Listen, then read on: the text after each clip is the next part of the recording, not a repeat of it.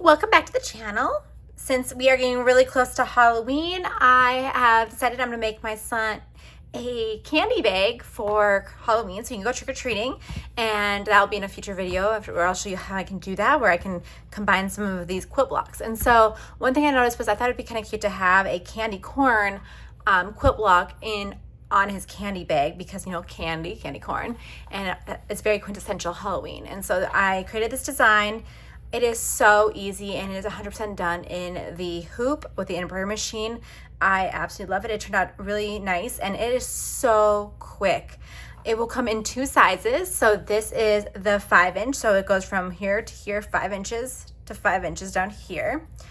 And the other one will be 6 inches. And so if you're doing the 5-inch one, it can be done in a 5x7 hoop, while the 6-inch one will have to be completed in a 6x10-inch hoop. So let me show you how easy it is to do this.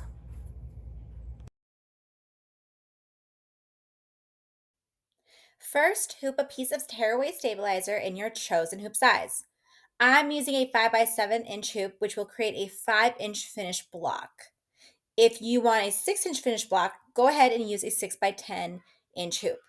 Once your hoop is ready and the design is loaded, run stitch 1. This is the placement stitch. It will show you exactly where to lay down your first piece of fabric. Next, grab your white fabric for the top of the triangle. Use the placement stitch as a guide and eyeball your cut, making sure the fabric covers the shape. Place it right side up, then run the next stitch. A double stitch that secures the fabric and outlines the triangle. Remove the hoop from your machine and trim around the triangle. No need to be super precise, just trim loosely around the shape.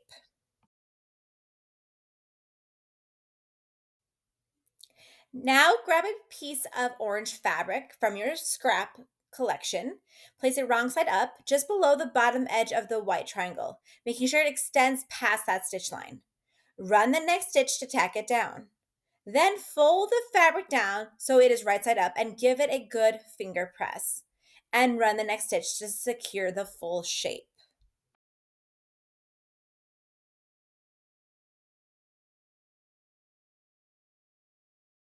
Just like before, remove the hoop and give the orange fabric a quick trim around the edges. No need to be exact, just clean up the excess. Continue the flip and fold method for the remaining fabric pieces. Just make sure to leave extra fabric on the outer edges, at least a 1/4 inch seam allowance for assembling the block later.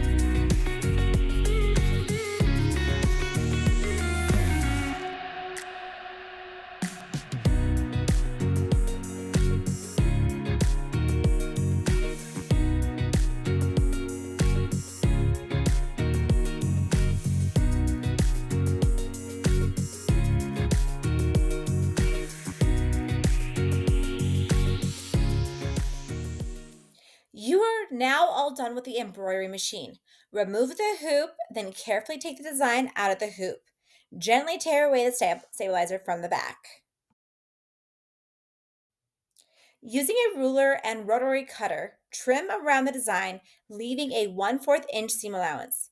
Use the outer stitch lines as your guide for a clean, even cut. wasn't that easy.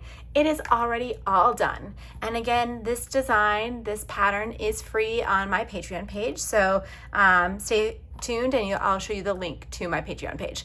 Thank you for watching. Thanks for watching. This design is free on my Patreon. Check the link below. And don't forget to like, subscribe, and follow for more creative fun.